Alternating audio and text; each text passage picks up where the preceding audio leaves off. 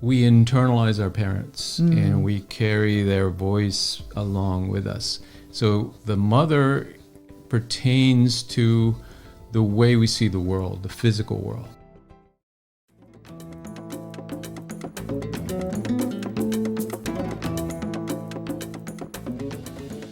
Hello, everyone. Welcome back to Soul Sessions with Creative Mind. I'm Deborah Burt Maldonado. I'm here with Dr. Rob Maldonado. Great to be here. And we have a continuation of our series on Erikson's stages of psychosocial development and the mother archetype. So interesting conversations. But before we dive into today's topic, which is how to find the courage to love, I want to remind you all to please subscribe to our podcast if you're listening to us on iTunes, Spotify, or any podcast hosting service so you don't miss a single episode, especially the previous ones about the Erikson's model that we've been going through the past couple weeks. And if you're watching us here on YouTube, please subscribe. Just click on the button here in the corner of the video and you'll be notified of every new episode as it comes out. So today we are talking about how to find the courage to love, and we're getting into everyone's favorite age, adolescence and early adulthood. Yeah, so we start out the series talking about early childhood, and we know that early on, and this is really important, and this is the incredible work, and this is why Erikson's model has the test of time. It's still around, people still use it, because it gives us a framework from which to understand the development of personality. Not only that, it kind of breaks it down into really important elements at each stage. That it's like these questions that we have to answer, these challenges, these tests that we have to accomplish. Like you said, it's like a video game. If you don't pass this part, you have to keep doing it until, and then you bring that back to the next stage. And so it's really important to come to terms with these stages as you go through them. And if not, it's never too late. But it's like where we slowed down in our social development, psychological development, and why we have problems as adults in our life, or why we struggle in certain areas in love and work and our health and all those things. So today we talked about the all the way up to elementary school, which was a lot of you mean last time? Yeah, last time. And now we are going into what happens at adolescence when we start becoming little men and women. We go through the puberty, and things start to change. And what does that have to do with the mother archetype? Right. We've been kind of tracking these developments along with the relationship with the mother, and we'll get to why that's important. But do you want to start with what this stage is, adolescence, and Erikson's theory? Yeah, let's start with Erikson, though, because just to remind us of who he was. So he was considered a neo-Freudian, meaning he came after Freud and was carrying on the work of the Freudian theory. Freud had his own ideas of these stages that we evolve through as we're growing up. We'll save that for another podcast. That's another one, yeah. Yeah, but his contribution was really important. Now, there's an idea that a lot of these theories are based on the individual theorist's own experiences, and there's some of that with Erikson. Well, in any type of psychological theory, the person puts themselves in that. Like, you can't not be influenced. Yeah, he was raised by a single mother early on, and then his mother remarried, and he didn't know that was not his biological father until later.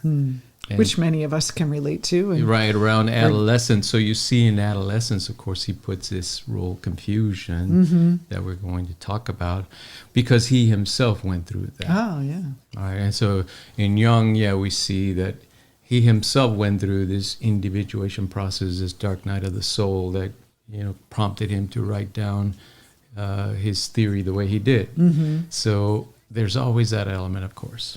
So in adolescence, we start entering the stage of identity versus role confusion. And if you think about junior high, we were talking about this earlier, am I going to be the cheerleaders? Am I going to be the burnouts? Am I going to be, they call them rummies at some schools.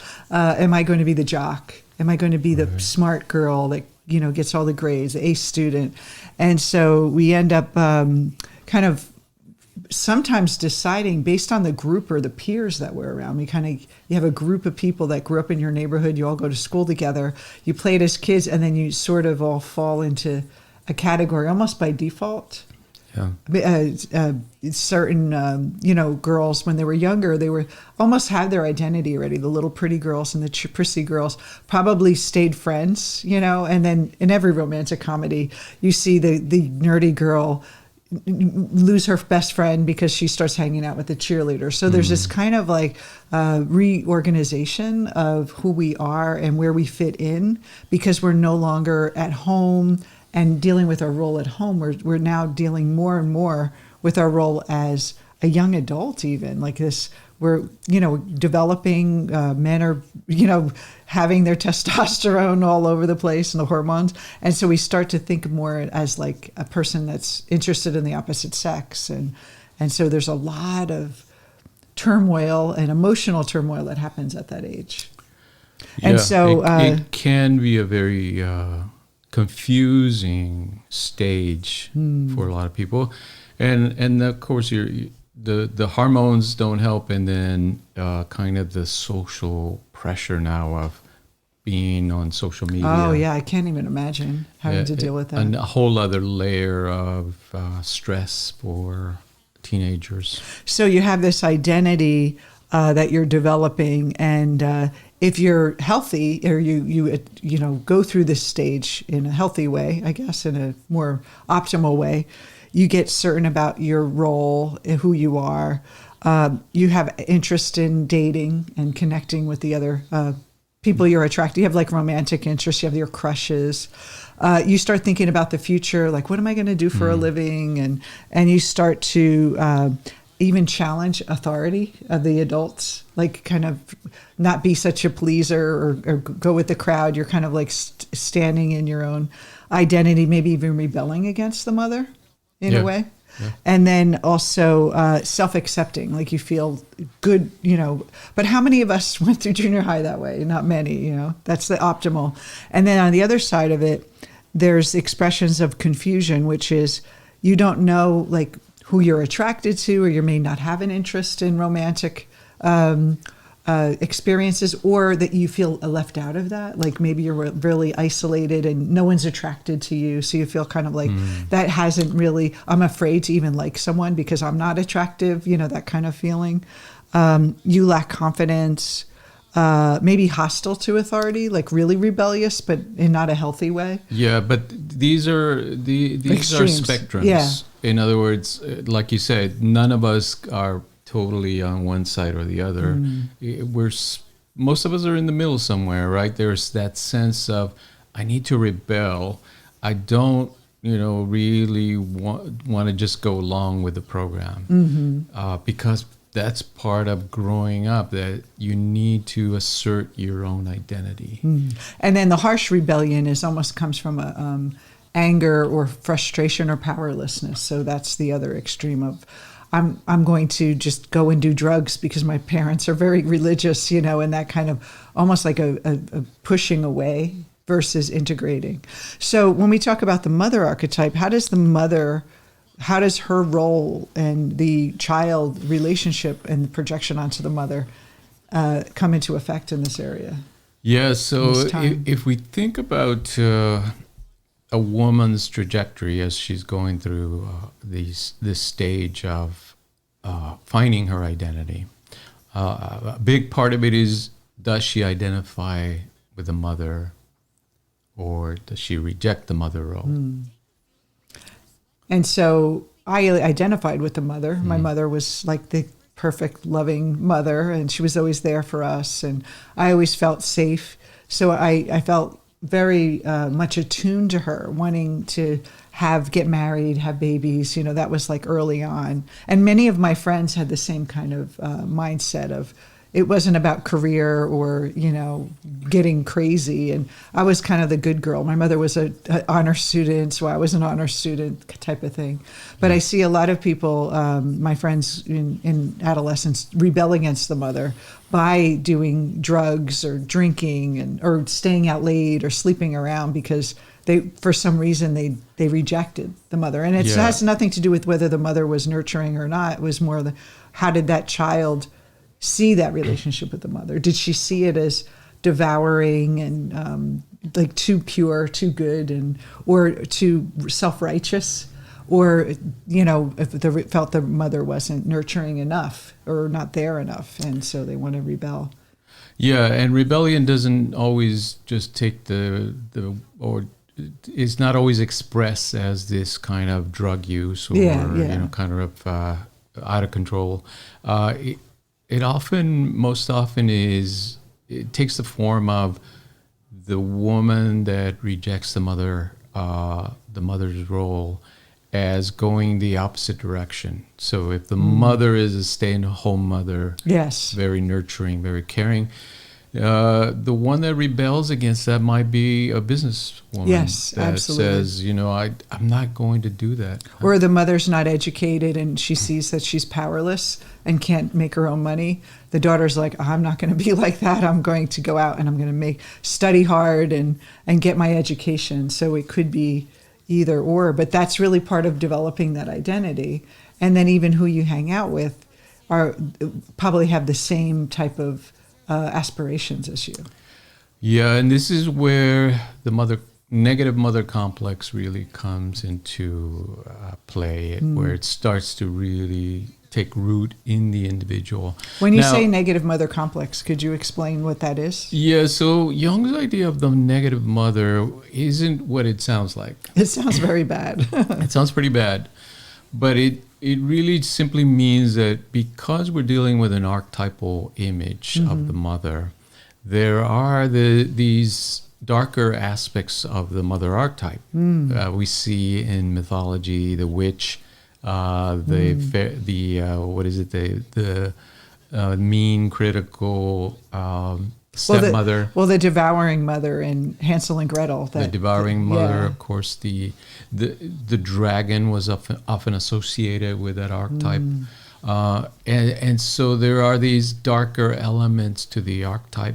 But keep in mind that it's not that the mother was like that, but that we interpreted our relationship with the mother that way. So we can watch our mother and we say, wow, she seemed really powerless in that marriage, but we don't know what's really happening. That's our projection. We don't know that behind the scenes she's like running all the money and taking care of everything, and that the father was really loving to her. And some families, I know in my family, my father wasn't very affectionate in front of us kids, so it wasn't like overly affectionate, but he loved her so much, but he didn't show it. So you could see how a child can see, make an assumption about that relationship.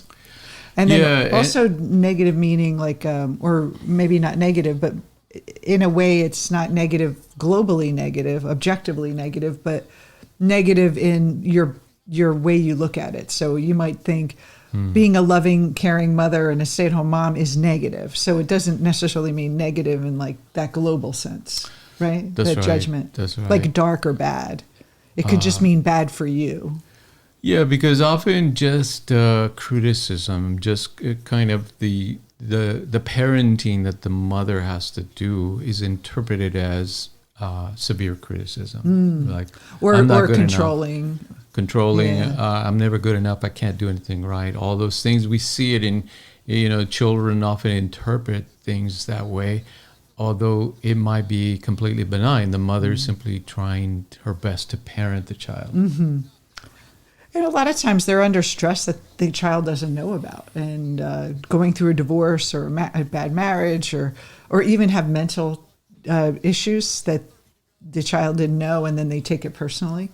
That's that you right. should have been better, though the mother has clinical depression, but she should have been there for me. So that kind of resentment and not understanding that the mother was doing the best she could.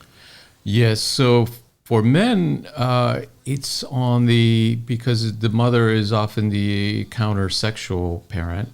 Then it plays into how men relate to their partners or women in general. So in junior high, when they start having their crushes and the feminine attraction Yes. is... that if there's a negative mother complex, there's going to be that sense of overly obedient, perhaps, or tends towards self rejection or overly hostile to authority. The negative mother complex might be projected onto female teachers. And what about like womanizer guys, the guys that even in junior high, they just were kind of players? Is that almost like an aggression against the mother? It like could be. Yeah. That's right. And of course, it's individually expressed, but we can never make like sweeping assumptions that this is going to happen this way. Or everyone who acts this way is because of this type of mother. Everyone has an interpretation. But these models help us understand in psychotherapy and in coaching kind of where these tendencies come from and how they develop at the psychosocial level. And so these are coming from the conditioning of the person, and they start to, they're not choosing these roles. There's gender confusion, but they're not really choosing the role. It's like unconscious that you fall into these categories. So whether you feel you're sure of your identity or you're still not sure. And would you say it's more of like confidence and sense of self at that age, like where you feel that you're accepted by the group and loved or attractive and that kind of thing?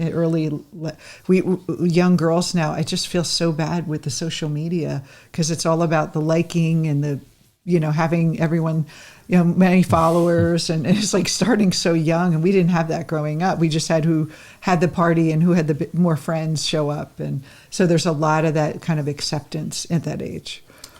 Yeah, I would say it probably feels more, they feel more exposed to a lot of people nowadays, right? Because when we were growing up, it was our little groups, right? Our cliques. And now social media kind of puts it out there in a much broader space. Yeah. And so if we don't complete or come to terms with our identity, even if it is out of conditioning, but we choose something, or kind of our sense of self, maybe self-confidence in like the choices we make, even if it is out of conditioning, we move into the next stage, which I think for me it's been I hated junior high and high school, but 20s to 40s, this second next stage, which is intimacy versus isolation. And this is really, in your teens, you're kind of playing around with that romantic intimacy and who you are and how and friendships and intimacy, not only romantic, but all friendships and close relationships. But in a young adulthood, it's time to get married. It's time to, establish yourself in the community. You are moving farther away from parents, and you're maybe getting your first apartment or going away to college. So this stage, expressions of intimacy are be able to maintain friendships, to have emotional and physical intimacy, like being able to have sex and feel safe in a sexual relationship and an emotional relationship, to participate in games and groups, to be a part of your friendships, open and willing to interact, and then the ability to make and keep commitments, and so those commitments with the relationship. I'm going to commit to you. I'm going to stay with you. Versus I don't know. I can't make a choice. So I'll read the opposite ones. Okay. The opposite end of the spectrum, of which course. Is my whole 20s and 30s. And again, this is a spectrum. Yeah, this is an extreme. Yeah. These would be extremes, but it gives you a sense of that the whole spectrum. So on the opposite end of the spectrum, if you do not meet the challenge of developing intimacy, you tend towards isolation, which is sabotaging relationships, withdrawing from social interaction, avoidance, and defensiveness. This personality style, it matches well often with narcissistic personality traits on the opposite end of the spectrum. Self-defeating behavior, maintaining isolation, and questions about job performance. We know some of the research shows that people are not happy in their jobs. They've checked out, right? They just do the minimal just to show up and get paid, but they're not really engaged in their chosen jobs or careers. But it has to do with identity too, because if you would question your job performance, you probably question your relationship performance. Like, why are people mistreating me? Like the same narrative. I often say that a lot of struggles we have in work are very mirrored to the same patterns we have in romantic relationships and friendships, because it's that relationship. And so how does the mother come into form with this? And I think that devouring mother again, and that kind of fear of getting too close, because I remember we did a lot of work with love and relationships early in our career, and many of the women would tell me, he's so nice, but I feel claustrophobic. And that kind of like, and that would be related to almost the devouring mother, like it's too close, it's too much, and not wanting, like almost like wanting, if you want it from the people that are running away, but when someone really is getting closer to you, there's a wall that comes up and a defensiveness, and then you can't break down that wall, and you don't realize that the wall is within you. You think the wall is outside of you. Yeah, so the way the mother archetype plays into this stage is that early on, right, we are in the kind of in the realm of the mother, emotionally, psychologically, when we're children up to the time we're adolescents. The emotional womb you talked about. Yeah. We are still in her emotional womb. Anything she experiences, we experience, and we record it. Our mind records it unconsciously. So even if we're not aware of what's going on with her, we pick up on her emotional states. After adolescence, as we start to move out into the world, we bring that along with us. So this is part of another neo-Freudian theory, which is object relations. We internalize our parents and we carry their voice along with us. So the mother pertains to the way we see the world, the physical world.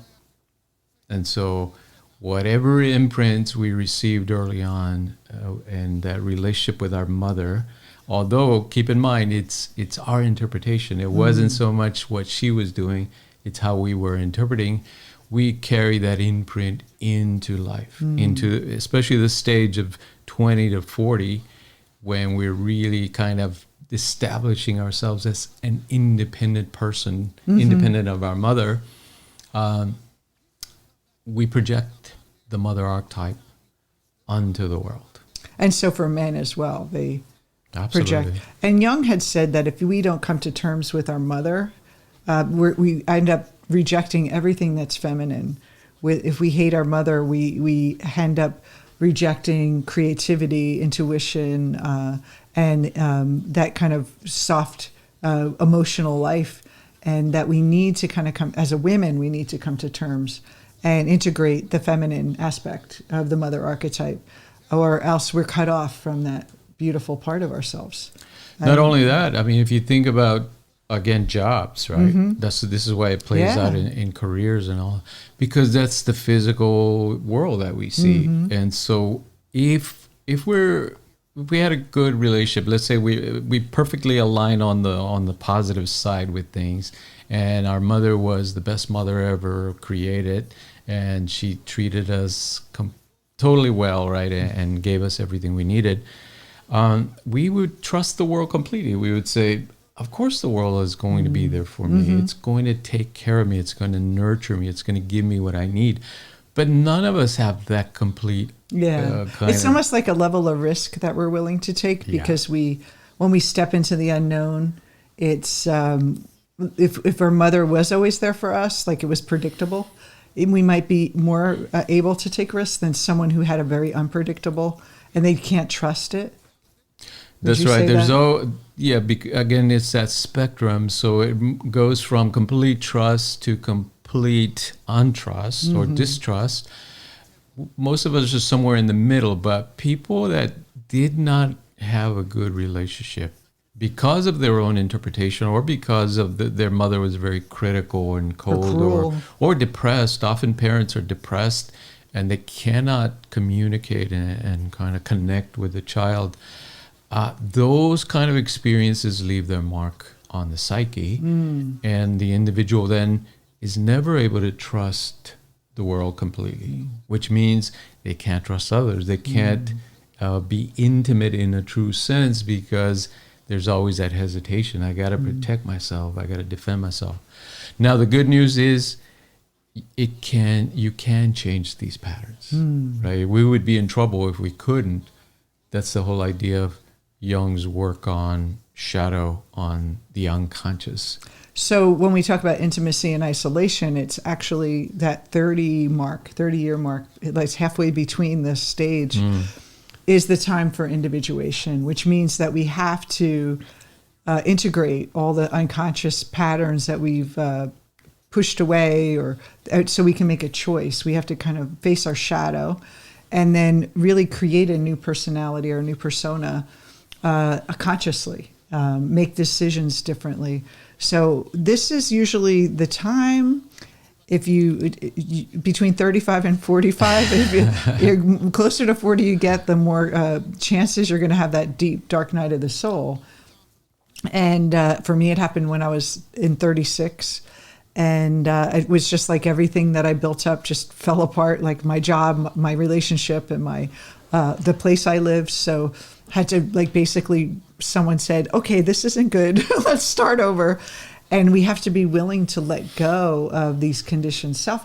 But it's so hard because the ego is invested in maintaining all these patterns, maintaining the anger against the parent or the projections of this is the way the world is. And like, it's almost a fear of being open to a new possibility. And we all have that, and regardless of what extreme we are in each of these stages, we all have that resistance to individuate. And what individuation is that no matter all this stuff that we accumulated, all these stages, it's a time to be reborn, basically. We have like two births, one when we're born in the physical body, and then when we're born to our spiritual nature. And that's this stage of, toward the end of this stage is when we begin to individuate. And that's why really important to do shadow work, especially around the mother archetype, because it affects so much of our life and our relationships. Yeah, so in traditional societies, there was a marker, a stage or a ritual where you no longer were a child. But it happened fairly quickly. It was an event, a ritual that you underwent that introduced you to the society of adults, or if you were a woman, into the society of womanhood, or if you were a man, to the society of manhood. Now, some of those rituals are still there, but they don't have that potency anymore. So most of us are left to our own devices. We're trying to find our own maturation process, our own rituals, in order to mark that difference, that we've left childhood behind. We're no longer in the womb of the mother, that we individuated, at least biologically, socially, that we're grown-ups. So people go to the army, or they might go off to college. They might go off to another city, right? You went to Denver. I remember I ran away. Where did you go? I went to Mexico City originally, very early on. But those experiences kind of serve that purpose, but it's done a little haphazardly most of the time, right? Like everyone should have that quest where they, in their 20s or 30s, where they just go out and they, just be by themselves and get intimate. And when we talk about like the courage to love and intimacy, it really is, you cannot love someone else or have an intimate relation with anyone else if you're not intimate with yourself. Like, you have to know what's going on beyond the mask, beyond this persona, this deeper you, your true nature, so you can be comfortable opening up the doors. It's like I always tell my single clients, the ego doesn't know the difference. You live in this house and it's very safe, and it doesn't know the difference. It's like a guard dog that doesn't know the difference between the burglar and the mailman. You know, the mailman's bringing you a check for $1,000, or the guard dog or the robber's going to take the money. The ego doesn't know the difference. So it's going to build up those defenses to let someone in. And so individuation is about letting go of all those old defenses that were created from the mind of a child, the mind of early life, not having all the information and just reactive and survival tactics that we use, and to become more conscious and then decide, okay, this is safe now. It's safe to open my heart to someone. And it's scary. It's scary to do that. That's why people text now instead of pick up the phone and say, "Hi, I'm Jim, and I saw your profile and I'd like to chat." Everyone's like texting back and forth. And God forbid you call someone before a date. It's like terrible now. So that's this battle that we're playing, is that intimacy and the courage to open up, to let people in our hearts. And that is because we have to know what's in our heart first. Yeah, Jung says the world will ask you who you are. And if you don't know, the world will tell you. So what he means is that if you haven't done your internal work, and you're not aware of where you belong, who you are, what your purpose is in life, the circumstances of your life will tell you all that information. And often it won't make you happy because the circumstances are simply generic. They're not infused with the meaning of you, what you love, who you are.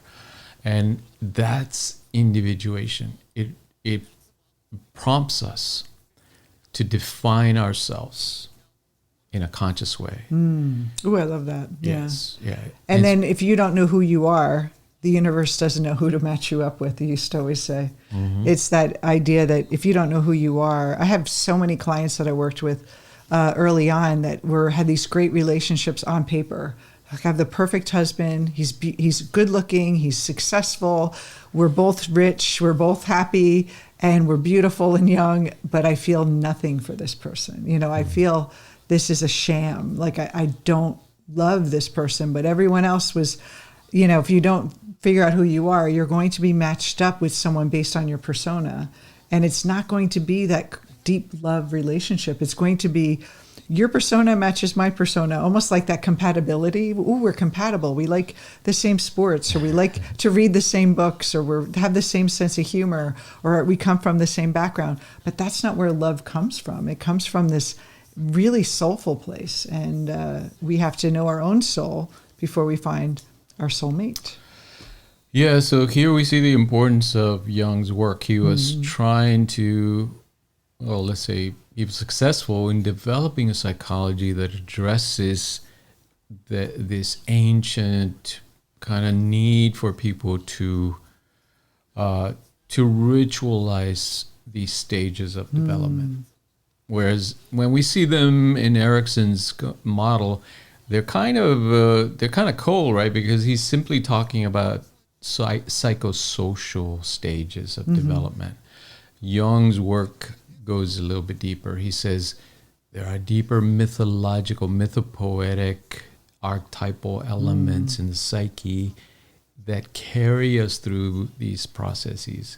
But we have to pay attention. Yeah. In other words, we have to be in tune with the unconscious mind.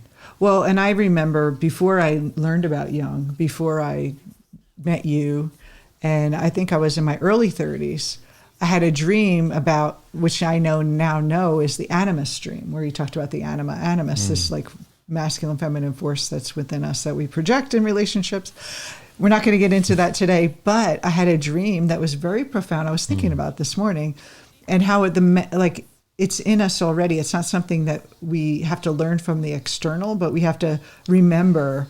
So there's a deeper aspect of ourselves that's trying to communicate, telling us this is the next step. It was really telling me this is the next step. This is, if you want this relationship, you have to do this. And it was really beautiful, this dream. I remember it 20 years, 30 years later.